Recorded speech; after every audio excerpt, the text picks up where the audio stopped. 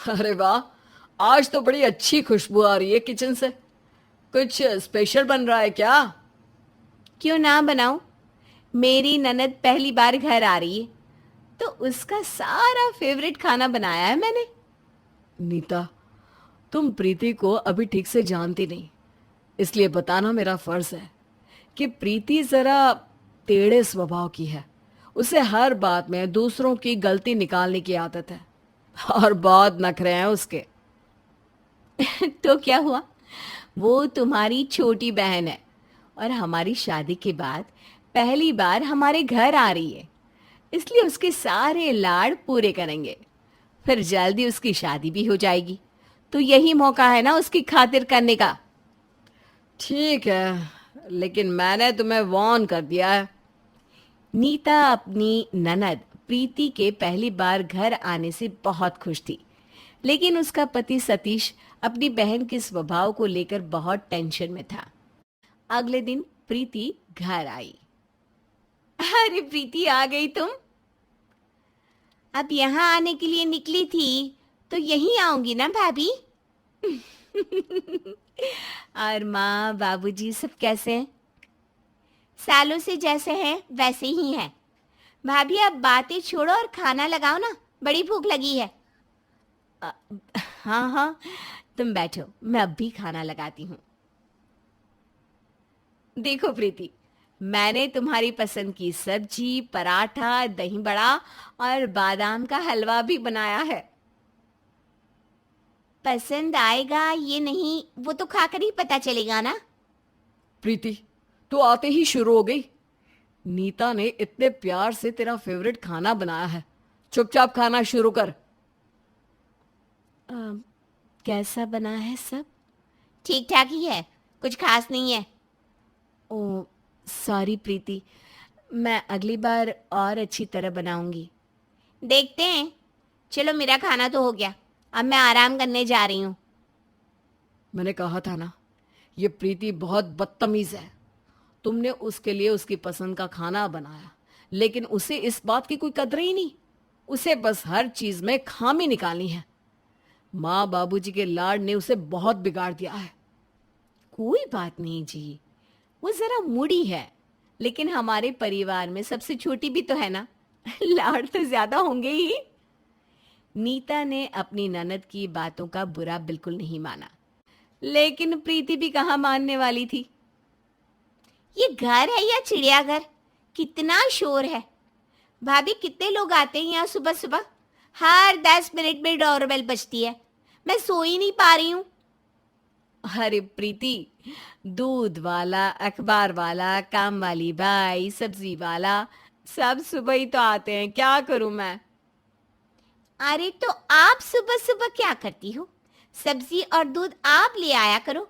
अखबार वाले को बोलो कि चुपचाप दरवाजे पर अखबार छोड़ जाए, और काम वाली को बोलो कि जरा देर से आए।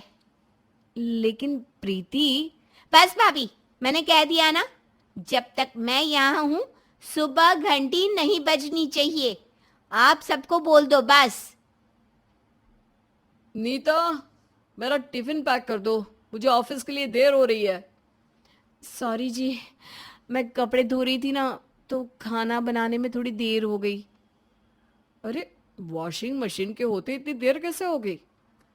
वो प्रीति के कपड़े थे, उसने कहा कि वॉशिंग मशीन में धोने से खराब हो जाएंगे, तो हाथ से धो रही थी। उफ, ये लड़की। प्रीति, प्रीति, क्या है भैया, क्यों चिल्ला रहे हो?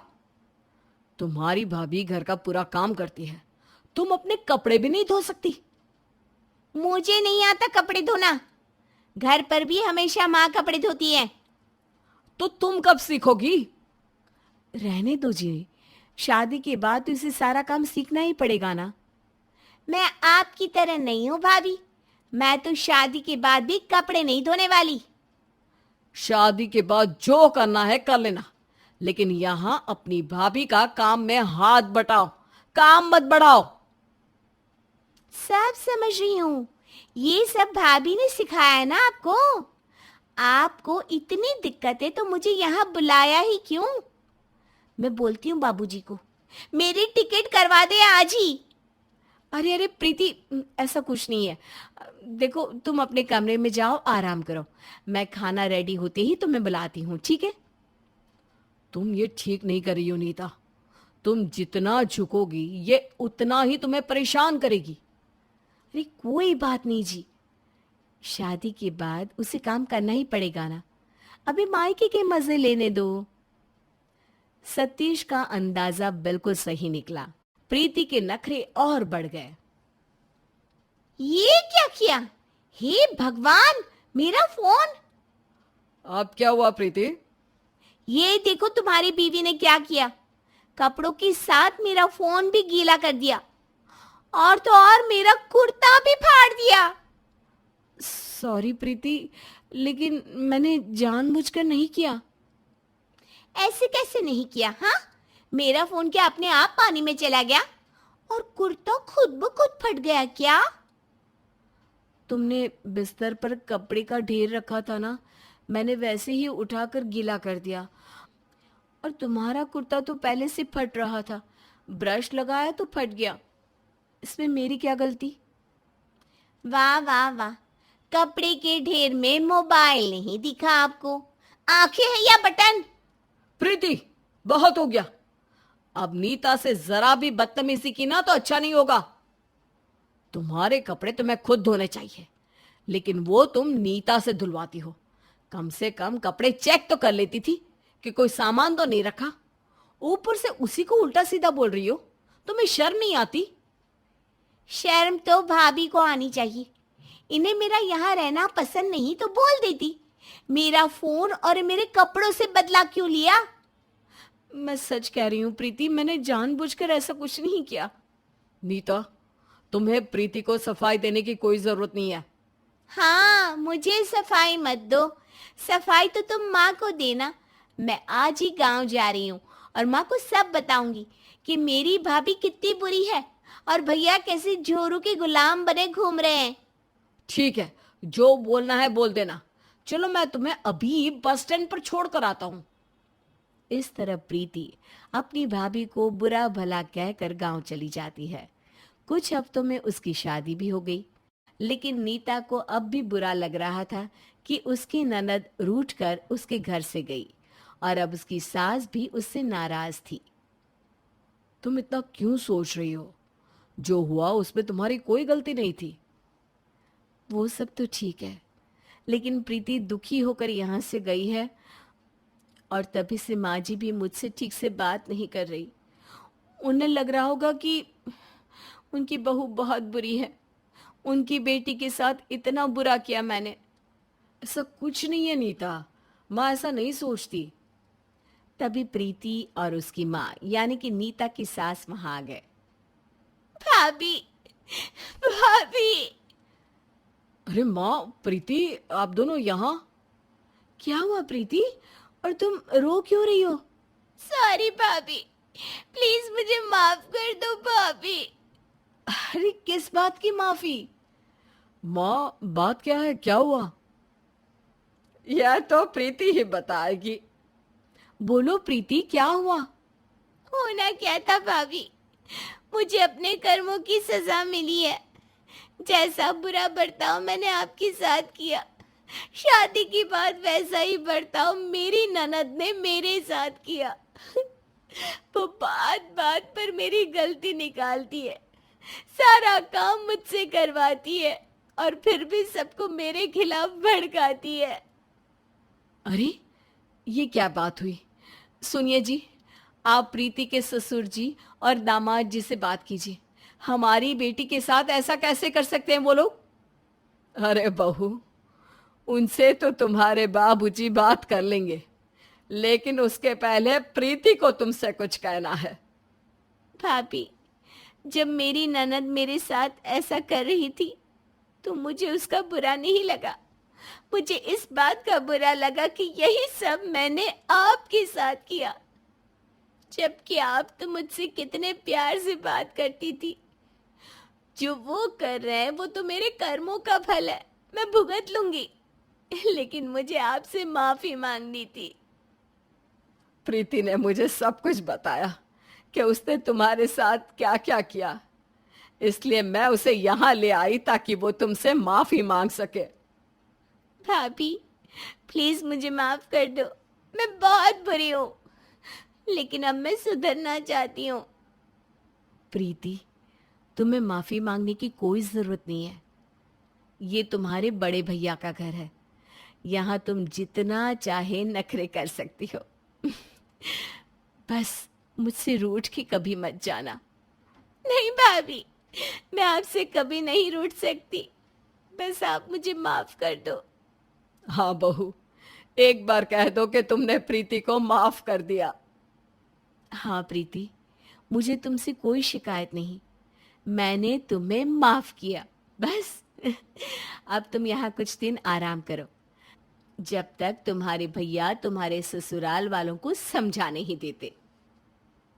माँ प्रीति, एक बात आप सबको समझनी चाहिए कि अगर हर सास ये याद रखे कि वो भी कभी बहू थी, और हर ननद ये याद रखे कि उसे भी कभी किसी की भाभी बनना है, तो किसी घर में कभी क्लेश नहीं होगा। हर आंगन में बस खुशियां और प्यार ही बिखरेगा। तो इस तरह ननद को अकल भी आई और अपनी गलती भी समझ गई जब वो किसी की भाभी बनी। रामनाथ की 3 बेटियां गीतिका, दीपा और पिंकी है। अथर्व रामनाथ का एक ही बेटा है। घर की बड़ी बेटी गीतिका कुछ ज्यादा ही चालू है। वो हर बात पर अपनी चलाती है।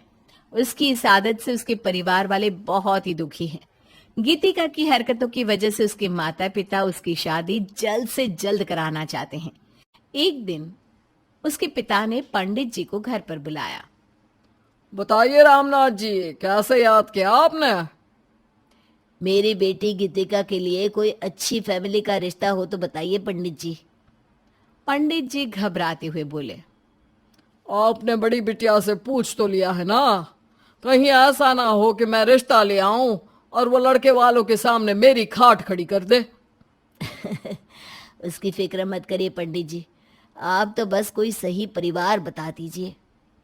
ठीक है रामनाथ जी, मैं जल्दी आपको कोई अच्छा रिश्ता बताता हूँ। पंडित जी इतना कहकर वहां से चले जाते हैं। ऐसे ही कुछ दिन बीत जाते हैं। कुछ दिन बीतने के बाद पंडित जी रामनाथ के घर आते हैं। वहां उन्हें गीतिका मिल जाती है। प्रणाम पंडित जी, कैसे आना हुआ? अब बेटे, तुम्हारे पापा घर पर नहीं है क्या?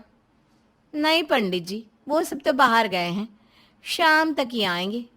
आपको कुछ काम हो तो बता दीजिए, मैं पापा से बोल दूंगी। बेटा, तुम्हारे पापा ने रिश्ते के लिए पूछा था, तो एक रिश्ता आया है। रिश्ता? किसके लिए? पंडित जी को लगा कि शायद गीतिका को सब पता है, तो उन्होंने बिना देरी करते हुए उसे सारी बात बता दी। अरे बिटिया, तुम्हारे लिए लड़का देखा है, बैंक में जॉब करता है, एक बहन है और मम्मी पापा। छोटा परिवार, सुखी परिवार, बहुत खुश रहोगी तुम वहां पर। गीतिका को इस बात पर बहुत गुस्सा आया। उसने सोचा, अच्छा मेरी शादी की बात चल रही है और किसी ने मुझसे पूछा तक नहीं। अगर मैंने भी सबको मजा नहीं चखाया तो मेरा नाम भी गीतिका नहीं। किस सोच में डूब गई बिटिया? कुछ नहीं पंडित जी, बस ऐसे ही। अब पापा आएंगे तो मैं उन्हें सब कुछ बता दूंगी। तो ठीक है बिटिया, मैं चलता हूँ, पर अपने पापा को याद से कह देना कि मैं आया था और वो मुझसे बात कर लें। शाम को सारे लोग घर आते हैं तो गीतिका पंडित जी के घर आने की बात सबको बता देती है। ये सुनकर गीतिका के पिताजी बहुत आश्चर्य से सोचते हैं। गीतिका ने सब जानने के बाद भी कुछ नहीं किया, अजीब बात है। लेकिन रामनाथ जी को कहाँ पता था कि असली ड्रामा तो अब होगा। गीतिका के पिता पंडित जी से बात करके रिश्ता पक्का कर देते हैं और सब गीतिका की शादी की तैयारियां शुरू करते हैं। शादी के कार्ड्स भी रिश्तेदारों में बंट जाते हैं। शादी के एक दिन पहले गीतिका लड़के वालों को और पंडित जी को घर पर बुलाती है और शादी करने से साफ साफ मना कर देती है। इस बात से सब लोग बहुत परेशान होते हैं। अगर तुझे मना ही करना था तो पहले ही कर देती, सब जगह हमारा तमाशा बनाने की क्या जरूरत थी? आपने जब पंडित जी को मेरे लिए रिश्ता ढूंढने के लिए कहा तब मुझसे नहीं पूछा, और जब मेरा रिश्ता किया तब भी मुझसे नहीं पूछा। आपने कभी भी मुझसे कुछ पूछा ही नहीं, इसलिए मैंने आज आपको अपनी मर्जी बता दी। अब तुमने बताने में बहुत देर कर दी। शादी के कार्ड भी बच चुके हैं, अब तुम्हें शादी करनी ही पड़ेगी।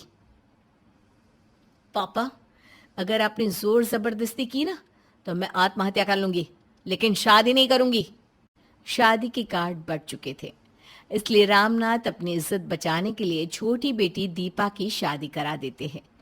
एक दिन पंडित जी रामनाथ से कहते हैं, रामनाथ जी, आपके बेटे अथर्व के लिए मैं एक रिश्ता लाया हूँ।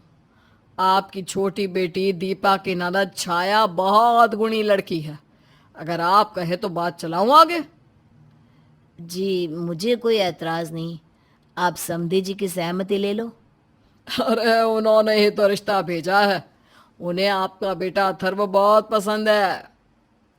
अथर्व और छाया की शादी हो जाती है और गीतिका की भाभी घर आ जाती है। 2-4 दिन के बाद गीतिका ने अपने तेवर दिखाने शुरू कर दिए। भाभी, कान खोलकर सुन लो, इस घर में सब मेरी बात मानते हैं। अगर आपको भी शांति से रहना है तो अपने काम से काम रखना, मेरी किसी भी बात में दखल अंदाजी करने की कोशिश भी मत करना। अब गीतिका घर वालों की तरह अपनी भाभी पर भी हुक्म चलाती। अगर कोई उसकी बात नहीं मानता तो वो मरने की धमकी देती और एक जहर की शीशी निकाल लेती। बेचारे सभी घर वाले चुप हो जाते। गीतिका की इन हरकतों से उसकी भाभी छाया को बड़ा गुस्सा आता। एक दिन उसने सोचा, ये घर वालों को कितना परेशान करती है। अपनी खुद की शादी में इसने कितना ड्रामा किया था। मुझे इसे सबक सिखाना ही होगा। इसकी हर हरकत पर नजर रखनी होगी। अब छाया गीतिका की हर हरकत पर नजर रखती थी। एक दिन गीतिका नहाने गई तो उसकी जहर की शीशी गिरकर टूट गई, जिसका गीतिका को भी पता नहीं था। उसी समय उसकी भातिका के रूम में आती है और देखती है कि जहर की शीशी पर तो चींटी चल रही है। ये देखकर वो सोच में पड़ जाती है। ये तो वही जहर की शीशी है जिसे दिखाकर गीतिका सबको परेशान करती है, लेकिन इस पर चींटी क्यों लगी है? छाया अपने घर के सभी लोगों को ये दिखाती है तो पता चलता है कि जहर की शीशी में तो चाशनी थी। इस बारे में सबको पता चल जाता है कि गीतिका सिर्फ ढोंग करती है। अब सब लोग उसको सबक सिखाने का सोचते हैं। अगले दिन छाया खाने में मिर्च ज्यादा डाल देती है। जब गीतिका वो खाना खाती है तो चिल्लाती है, भाभी जल्दी से दो, खाने में कितनी मिर्ची है। अगर खाना बनाना नहीं आता तो बनाती क्यों? अगर तुम्हें मेरे हाथ का खाना पसंद नहीं तो खुद ही बना लिया करो। सारा दिन बैठी बैठी हुक्म क्यों चलाती हो? ज्यादा मत बोलो भाभी, अपनी जुबान संभाल कर बात करो वरना मैं कुछ कर लूंगी। कर लूंगी कहने से कुछ नहीं होता। करना ही है तो कर लो, मेरा क्या जाएगा। सिर्फ धमकी देती रहती हो। अरे इसमें इतना आग बबूला होने वाली कौन सी बात है। खाना पसंद नहीं आ रहा तो खुद बना लो अपनी पसंद का खाना। हाँ मैं खुद बना लूंगी, मुझे आपकी कोई जरूरत नहीं है। घर के सभी लोग गीतिका और छाया की नोक झोंक का आनंद लेते हैं तो अचानक बारिश के कारण ठंड बढ़ जाती है।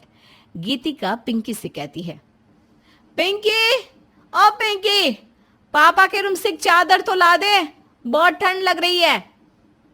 पिंकी गुस्से में उठती है और बड़बड़ाती हुई कमरे से चली जाती है और बाहर से कुंडी लगा देती है और जाकर दूसरे कमरे में सो जाती है। गीतिका काफी देर इंतजार करती है। जब पिंकी नहीं आती तो वो खुद चादर लेने जाती है, लेकिन बाहर से तो भाई कुंडी लगी थी, इसलिए अब गीतिका पूरी रात यूं ही ठिठुरती रहती है। सुबह उठते ही गीतिका पिंकी पर बहुत गुस्सा होती है और जोर जोर से चिल्लाती है। ये सारा तमाशा पूरा परिवार देखता है। गीतिका सोचती है, ये घर वालों को क्या हो गया है, मेरी किसी बात पर ध्यान ही नहीं दे रहे। अभी इनको मजा चखाती हूं। तब गीतिका जहर की शीशी निकाल कर कहती है, कोई भी मेरी बात नहीं मान रहा ना, न भाभी ना ही मेरी छोटी बहन है। अब मैं आपको दिखाती हूँ। गीतिका की बात सुनकर दीपा कहती है, पी लो दीदी, आपने शादी तो की नहीं, लेकिन हम आपका अंतिम संस्कार बड़ी ही धूमधाम से करेंगे। हाँ बेटी, मेरी बड़ी इच्छा थी कि मैं तुझे इस घर से विदा करूं, लेकिन अब अगर तू ऐसे ही विदा होना चाहती है तो ठीक है। हाँ दीदी, हमने आज तक आपकी सारी बातें मानी है, तो ये बात भी मान लेंगे। अब पी लीजिए जहर, आज आपको कोई नहीं रोकेगा। गीतिका को समझ में नहीं आ रहा था कि वो करे तो क्या करे। उधर गीतिका की भाभी छाया मन ही मन खुश हो रही थी। इतने में पिंकी उछलकर जहर की शीशी छीन कर कहती है, आप क्यों पियोगी दीदी? इस घर में लड़ाई मेरी वजह से हुई है ना, तो मैं ही ये जहर पी लेती हूँ। गीतिका ये देखकर डर जाती है और मन में सोचती है, अगर पिंकी ने ये शीशी पी ली तो मेरा सारा भांडा फूट जाएगा और सब लोगों को पता चल जाएगा कि मैं ड्रामा करती हूँ। सब मेरा मजाक बनाएंगे, वो अलग से। इतने में घर के बाकी लोग भी कहते हैं, पिंकी मुझे भी देना थोड़ा सा, जहर कैसा होता है मैंने कभी चखा नहीं है।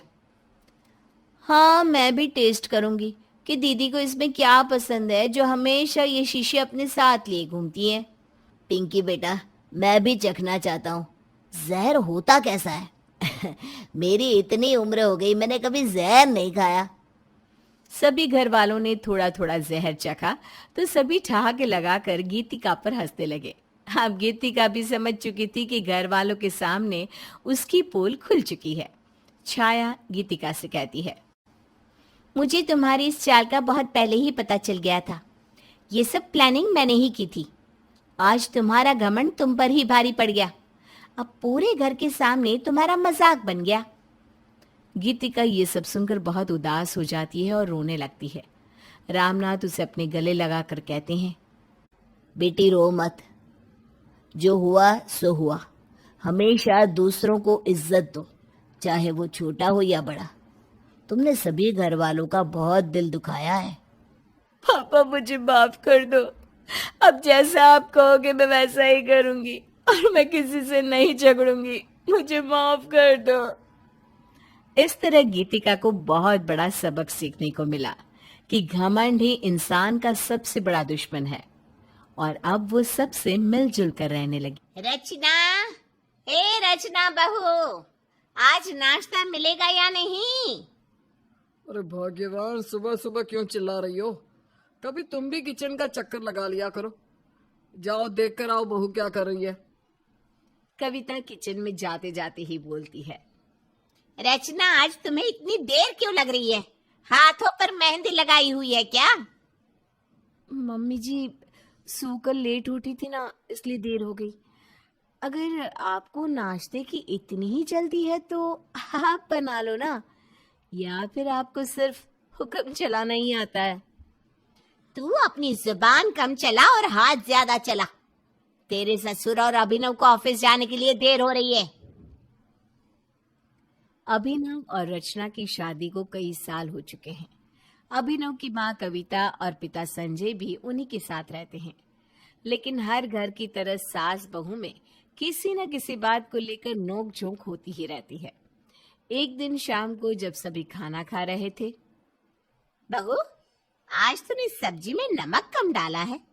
घर में नमक खत्म हो गया था क्या? मम्मी जी, जब मैं किचन में खाना बनाती हूँ तो आप तो झांकने भी नहीं आती। हर कुछ कमी हो जाती है तो मुझे बातें सुनाती हो। सबके सामने झूठ क्यों बोल रही है बहू? मैंने ऐसी क्या बात सुना दी जो तुझे इतनी बुरी लग रही है? मम्मी, रचना दिन भर काम करती रहती है और आप उसे ताने सुनाती रहती हो। आप एक बात समझ लीजिए, रचना इस घर की नौकरानी नहीं है, इस घर की बहू है।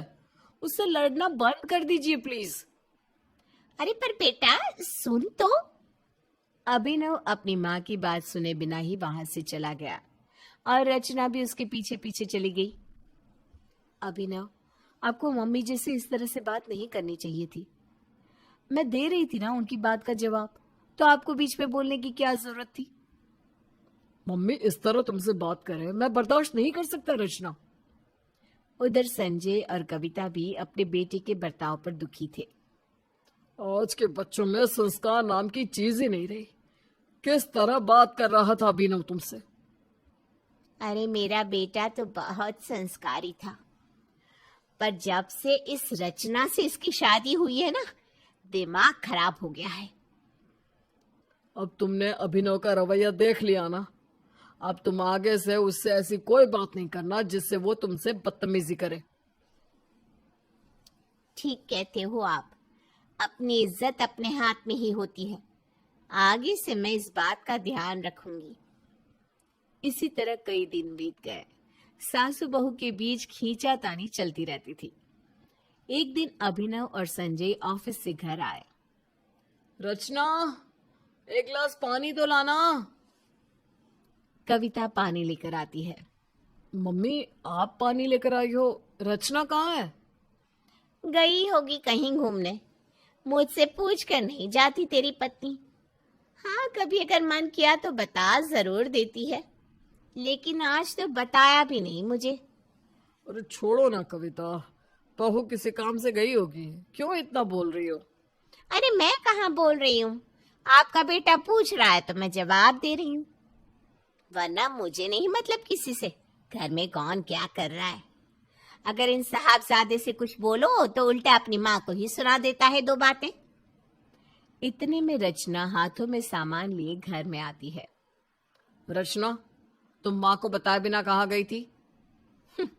अच्छा, तो माँ ने आती ही आपसे मेरी चुगली शुरू कर दी। मैं घर का राशन लेने गई थी। तो तू मुझे बताकर भी तो जा सकती थी ना।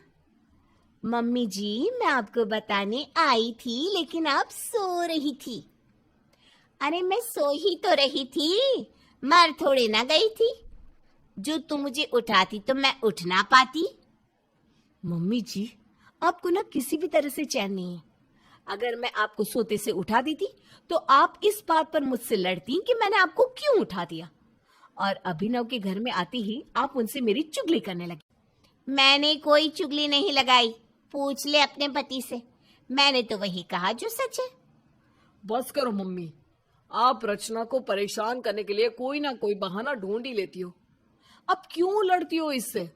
ये घर का राशन ही तो लेने गई थी ना। अगर ये नहीं जाती तो आपको जाना पड़ता। बेटा अभिनव, किस तरह से बात कर रहा है अपनी माँ से? और रचना भी तो बोल रही है, उसे भी तो चुप करा, या सिर्फ अपनी मम्मी को ही बातें सुनाता रहेगा? पापा, रचना मम्मी के बारे में कभी कुछ नहीं बोलती, लेकिन पता नहीं क्यों मम्मी इसके पीछे पड़ी रहती है। आप मम्मी को बोल दीजिए कि रचना से दूर रहे। अभिनव का इतना तीखा व्यवहार देखकर सभी दंग रह जाते हैं। रात में अभिनव छत पर अकेला बैठा होता है, तभी संजय उसके पास जाकर बोलता है। बेटा, क्या कर रहे हो अकेले छत पर? कुछ नहीं पापा, मौसम अच्छा हो रहा है तो बस बैठ गया। बेटा, तू अपनी मम्मी से थोड़े नर्म लहजे में बात किया कर। तेरी पत्नी और तेरी मम्मी का रिश्ता ही ऐसा है। वो कितना भी चाहे कि लड़ाई ना हो, फिर भी थोड़ी बहुत नोक झोंक तो हर घर में होती ही रहती है। पापा, लेकिन माँ जानबूझकर रचना से उलझती है। अभी शाम को ही देख लो, उन्होंने कितना सुनाया रचना को।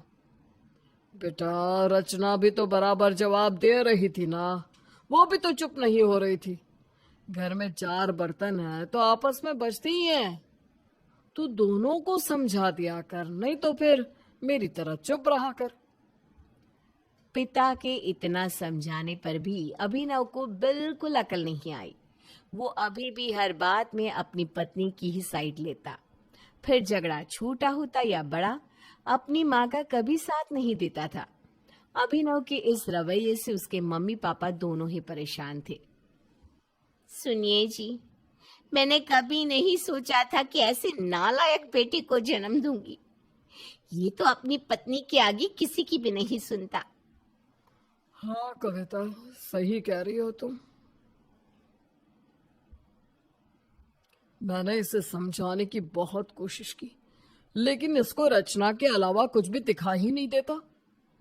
मैं ये नहीं कह रही कि हर बार मैं ही सही होती हूँ, लेकिन कुछ गलती इसकी पत्नी की भी तो होती है, इसको वो तो कभी नजर नहीं आती।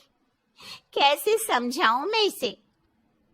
इसी तरह दिन बीतते चले जाते हैं और एक दिन कविता के हाथ से कांच की प्लेट टूटकर गिर जाती है। क्या हुआ मम्मी जी? आपके हाथों में जान नहीं है क्या? कर दिया ना सुबह सुबह नुकसान। तुझे इतना दुख क्यों हो रहा है? ये प्लेट तू अपने मायके से लाई थी क्या? देखिए मम्मी जी, अपने घर की लड़ाई में मेरे मायके वालों को मत घसीटा करो, समझी आप? मैं तो समझ गई, तू कब समझेगी कि ससुराल में जुबान कम और काम के लिए हाथ ज्यादा चलाने चाहिए। इस घर का सारा काम मैं ही करती हूँ, तो तब आपको क्यों नहीं दिखाई देता जो बार बार हाथ चलाने की बात करती हो? आप मुझ पर ध्यान देने के बजाय घर पर ज्यादा ध्यान दो तो लड़ाई कम होगी। सास बहू की लड़ाई की आवाज सुनकर अभिनव और संजय भी आ जाते हैं। अरे अब बस करो तुम दोनों, किस बात पर युद्ध हो रहा है सास बहू में? क्या हुआ रचना, मम्मी ने कुछ कहा क्या? अपनी मम्मी से ही पूछ लो ना, क्यों सुबह सुबह मेरे मायके वालों को बुरा भला कह रही है। ये बोलकर रचना रोते हुए वहां से चली जाती है और अभिनव गुस्से में अपनी माँ से कहता है, मम्मी, मना किया था ना आपसे कि आप रचना से नहीं लड़ेंगी। अरे मैं नहीं लड़ी बेटा, वो मुझसे लड़ रही है। मम्मी, आपको लगता है कि मैं अब भी आपकी बातों पर भरोसा कर लूंगा? वो यहां से रोते हुए गई है, मैंने उसकी आंखों में आंसू देखे हैं। बेटा, पत्नी की आंखों में आंसू देखकर तूने अपनी मम्मी को गलत मान लिया।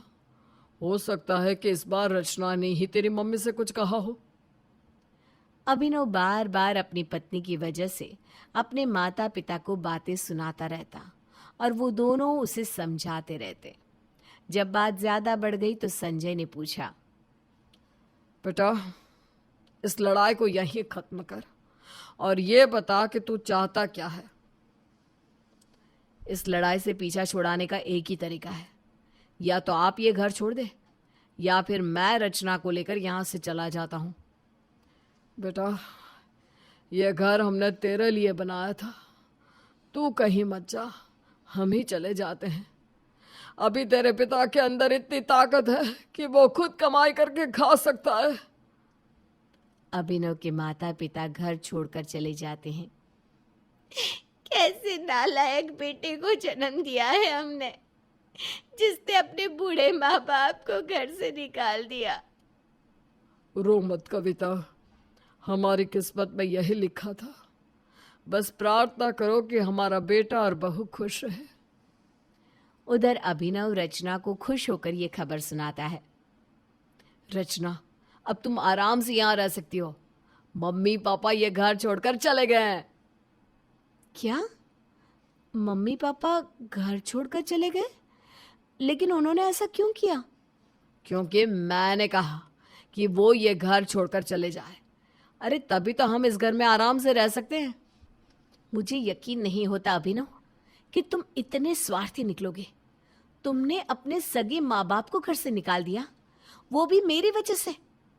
अब मैं तुम्हारे साथ एक सेकंड में नहीं रह सकती। अरे ये क्या कह रही हो रचना? मैंने तुम्हारी वजह से अपने मम्मी पापा को घर से जाने पर मजबूर किया और तुम भी मेरा साथ छोड़कर चली जाओगी? हाँ अभिनव, क्योंकि तुमने अपने मम्मी पापा का साथ नहीं दिया तो मेरा साथ क्या दोगे? अरे छोटी मोटी लड़ाइयाँ तो हर घर में चलती है। इसका मतलब ये नहीं कि तुम घर वालों को घर से निकाल दो।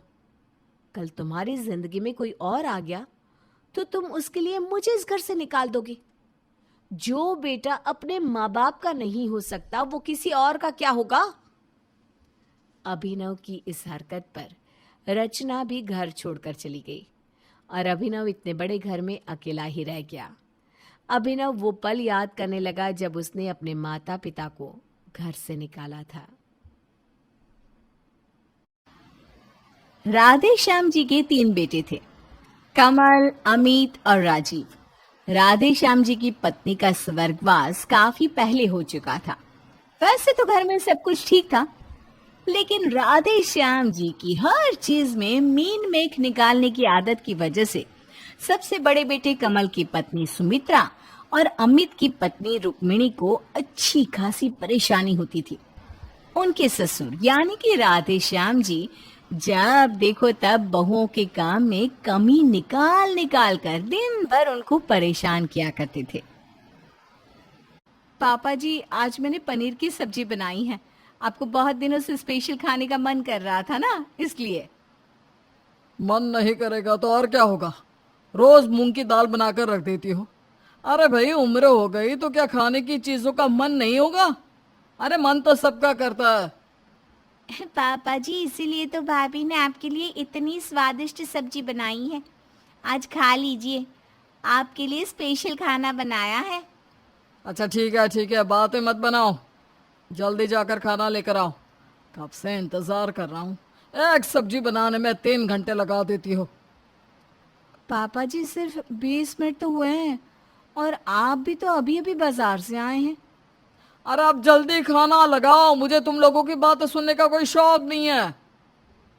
ये लीजिए पापा जी, मैंने आपका खाना लगा दिया है, आप खा लीजिए। और जल्दी से बताइए सब्जी कैसी बनी है। भाभी ने बहुत मेहनत से बनाई है। हाँ, मेहनत? इस सब्जी को खाकर तो लगता है कि इससे अच्छी तो लौकी की सब्जी होती है। ना कोई स्वाद, ना कोई अता पता। अरे क्या बना कर रख दिया। लेकिन पापा जी, सब्जी तो मैंने भी चख कर देखी थी, बहुत अच्छी बनी है। तो फिर मुझसे क्यों पूछ रही हो? एक तो बेस्वाद पनीर की सब्जी मेरे आगे ला कर रख दी, ऊपर से अपनी चला रही हो। लेकिन पापा जी, सब्जी तो अच्छी है, आपको पसंद नहीं आई क्या? इसमें मसाला देखा? अरे कितना कम मसाला डाला है। पनीर की सब्जी ऐसे कोई बनाता है क्या, रोती हुई? अरे कुछ तो स्वाद डाला होता। लेकिन पापा जी, बच्चे ज्यादा मिर्च मसाले वाली सब्जी नहीं खा पाते ना, इसलिए। अरे मिर्च मसाला तो छोड़ो, ये पनीर देखो कितना टाइट है। मुझे नहीं खानी है ऐसी सब्जी, मेरे लिए कुछ और बना कर ले आओ। लेकिन पापा जी, दूसरी सब्जी बनाने में तो वक्त लग जाएगा। तो बाजार से ऑर्डर कर दो भाई, कुछ भी करो, मुझे बस खाना खाना है। तुम लोगों की बातों से मेरा तो पेट नहीं भरना। किचन में जाने के बाद इतने मन से पनीर बनाया था और इतना स्वादिष्ट बनाया, बच्चों ने तो पेट भर भर के खाया। बस पापा जी के नखरे ही अलग है। भाभी, पापा जी के आगे अब दुनिया का सबसे स्वादिष्ट खाना भी परोस दोगी ना, वो उसमें भी कमियां ही निकालेंगे। आप तो उनकी आदत अच्छी तरह से जानती है ना। जानती हूँ, अच्छी तरह से जानती हूँ, लेकिन ससुर है ना हमारे, कुछ कह भी तो नहीं सकते। भगवान ऐसे ससुर किसी को ना दे। ठीक कहती हैं भाभी, मैं भी ना पापा जी की हरकतों से बहुत परेशान हूँ। अगले दिन सुबह के वक्त, रुक्मिणी बहू, मैंने अपना सफेद कुर्ता पजामा धोने के लिए दिया था, अभी तक धोया या नहीं? पापा जी, धोकर सुखाकर प्रेस करके आपकी अलमारी में रख दिया है, जरा देखिए तो सही। ये धुला हुआ कुर्ता पजामा है, कितना मैला है। लगता है कि बहू तुमने बिना धोए ही अलमारी में रख दिया है। नहीं नहीं पापा जी, ऐसा कुछ भी नहीं है। और आपको ये गंदा क्यों लग रहा है? ये तो बिल्कुल साफ है। कहाँ साफ है? इसकी कॉलर देखो कैसी लग रही है। पापा जी, वो गंदी नहीं, ये कुर्ता बहुत पुराना हो गया है ना, इसलिए उसकी कॉलर का कलर ही थोड़ा सा बदरंग लग रहा है। मैं कुछ नहीं जानता, ये कुर्ता पजामा फिर से धो देना और फिर से इस्त्री करना, मुझे ये बिल्कुल पसंद नहीं आया। पापा जी, सारे कपड़े मशीन में धुलते हैं, लेकिन आपका कुर्ता पजामा मैंने रगड़ रगड़ कर अपने हाथों से धोया, आपको पसंद क्यों नहीं आया? देखो बहू, मेरी नजर में ये कुर्ता पजामा गंदा है और इस तरह के गंदे कपड़े मैं बर्दाश्त नहीं कर सकता। लेकर जाओ इसे और दोबारा अच्छे से धोकर लाओ। क्या मुसीबत है, पापा जी के नखरे तो बढ़ते ही जा रहे हैं।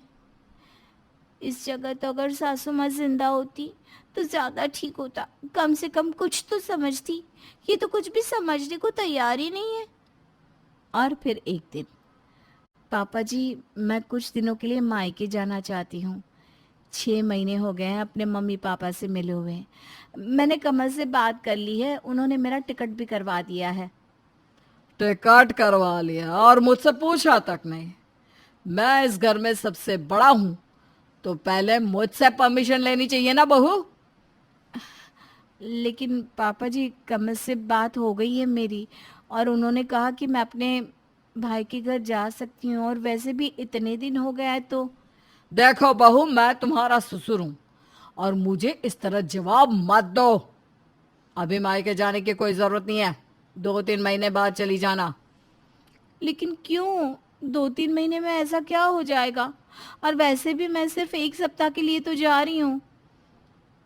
हो तो कुछ नहीं जाएगा, लेकिन तुमने मुझसे बिना पूछे टिकट करवाया है ना, इसलिए अब अगर तुम अपने मायके गई तो ये मेरा अपमान होगा। नहीं नहीं, ऐसी कोई बात नहीं है। मैं आपका अपमान नहीं करना चाहती। मैं तो बस अपने घर वालों से मिलना चाहती हूँ। मैंने कह दिया सो कह दिया। शाम को जब कमल ऑफिस से आएगा तो मैं उसे भी कह दूंगा। और ऐसा ही होता है। जब शाम के वक्त कमल ऑफिस से आता है तो राधे श्याम जी उससे जबरदस्ती सुमित्रा के मायके जाने का टिकट कैंसिल करवा देते हैं। सुमित्रा इस बात से बहुत दुखी हो जाती है। कुछ दिन और बीत जाते हैं और एक दिन रुक्मिणी के मायके से फोन आता है कि रुक्मिणी के पिताजी की तबीयत बहुत खराब है और रुक्मिणी अपने ससुर राधे श्याम के पास पहुंचती है। पापा जी, मेरे पापा की तबीयत अचानक खराब हो गई है और मुझे मायके जाना है। मैंने सोचा एक बार आपसे पूछ लेती हूँ, क्योंकि जब भाभी को जाना था और उन्होंने आपसे नहीं पूछा तो आप बहुत नाराज हो गए थे ना। क्या हुआ है तुम्हारे पापा को? पता नहीं, 2 दिन से बहुत बुखार है, उतर ही नहीं रहा है। थोड़ा सा बुखार ही है ना, उतर जाएगा। अभी जाने की क्या जरूरत है? अमित का ऑफिस में कितना काम होता है। मायके चली जाओगी तो उसका काम कौन करेगा? पापा जी, आप ऐसा कैसे कर सकते हैं? मेरे पापा की तबीयत खराब है और मेरा उनसे मिलना बहुत जरूरी है। देखो बहू, 2-3 दिन बाद चली जाना। हमारे दूर के रिश्तेदार घर आने वाले हैं, उनके लिए पूरा दिन तरह तरह का खाना बनाना, उनका ख्याल रखना, वो सब कौन करेगा? सुमित्रा का तो क्या भरोसा, पता चला बिना नमक की पनीर की सब्जी बनाकर खिला दी फिर से। तभी वहां पर सुमित्रा आ जाती है। पापा जी, मैं अपने मम्मी पापा से मिलने जा रही थी, लेकिन उस वक्त कोई इमरजेंसी नहीं थी और इसीलिए आपके कहने पर मैं रुक गई। लेकिन आप प्लीज रुक्मिणी को जाने दीजिए। मैंने अभी अभी बताया ना, घर में रिश्तेदार आने वाले हैं और इस वजह से तुम दोनों का यहाँ होना बहुत जरूरी है। पापा जी, आपको परेशान होने की जरूरत नहीं है, सारे रिश्तेदारों को मैं संभाल लूंगी। लेकिन अभी रुक्मिणी के पापा की तबीयत खराब है, भगवान ना करे कल को कुछ हो गया तो। अरे कुछ नहीं होने वाला। और जब मैंने एक बार मना कर दिया तो रुक्मिणी नहीं जाएगी। पापा जी, आप हम दोनों बहुओं के साथ इतनी ज्यादती नहीं कर सकते, और आप रुक्मिणी को मायके जाने से रोक भी नहीं सकते। मैं देखती हूँ आप कैसे रोकते हैं। बहुत जबान चलाने लगी है, तुम्हें तो अभी मैं बताता हूँ। इतना कहकर राधे श्याम अपनी बहू सुमित्रा के ऊपर हाथ उठा देते हैं। सुमित्रा इस बात से बहुत दुखी हो जाती है और अपने पति कमल से बात करती है। कमल, अब मुझे इस घर में एक दिन भी नहीं रहना। अरे लेकिन ऐसा क्या हो गया जो तुम घर छोड़कर जाना चाहती हो? अरे ऐसा तो बहुत दिनों से हो रहा है। पापा जी की बातें और ज्यादती कुछ ज्यादा ही बढ़ती जा रही है। पहले उन्होंने मुझे मायके नहीं जाने दिया और आज तो मेरे ऊपर हाथ उठाने की कोशिश की। वो तुम्हारे ससुर है, अगर उनकी कोई बात मान लोगी तो क्या बिगड़ जाएगा तुम्हारा? कमल, यह बात मानने न मानने की नहीं है। वो मेरे और रुक्मिणी के ऊपर अपनी हर बात चलाते हैं, अपनी मन मर्जी करते हैं। आज रुक्मिणी के पापा की तबीयत खराब है और उसे मायके नहीं जाने दिया। क्या ये सही बात है? और जब मैंने इस बात का विरोध किया तो मेरे ऊपर हाथ उठाने लगे। जरूर तुमने ही बदतमीजी की होगी। पापा कभी अपनी बहुओं के ऊपर हाथ नहीं उठा सकते, इतना तो मैं भी जानता हूँ। सुमित्रा अपने पति की बात सुनकर बहुत दुखी थी। तो क्या होगा? सुमित्रा का फैसला क्या होगा? क्या वो घर छोड़कर चली जाएगी या फिर अपने ससुर जी की हरकतों को बर्दाश्त करती रहेगी? जानने के लिए सुनिएगा इस कहानी का अगला भाग।